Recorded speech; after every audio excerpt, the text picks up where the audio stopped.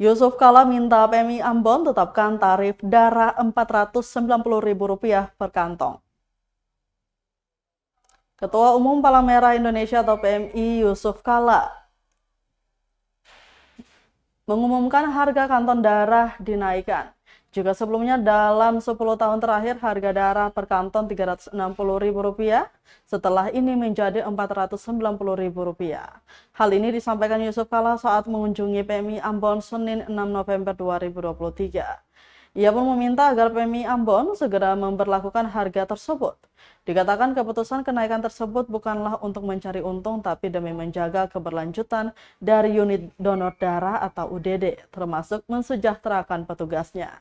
Kata dia, yang sangat penting ialah bagaimana melibatkan masyarakat untuk membantu kegiatan dari segi dana maupun sarana prasarana, khususnya mempersiapkan mental relawan untuk membangun hubungan baik dengan masyarakat.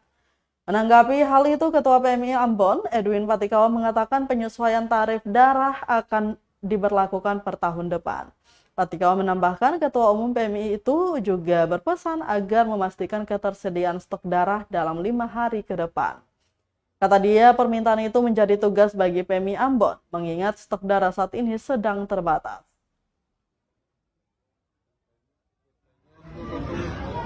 Itu kalau kedua itu laksanakan pusat.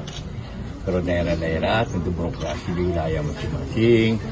Kalau ada yang dibutuhkan tentu kita juga membagikan seperti logistik kan dari pusat itu kan ya, logistik ini kita bagikan ke daerah. Untuk penyesuaian tarif ya, sesuai dengan ketentuan Permenkes itu dia sekitar 490.000 per kantong. Ini juga akan kami kajian ya, baik supaya kira-kira bisa juga di cuma tahu itu amalan caranya kita sudah berita kita juga supaya mungkin belum sekarang terjadi mulai tahun depan sudah. Download Tribun X sekarang, menghadirkan lokal menjadi Indonesia.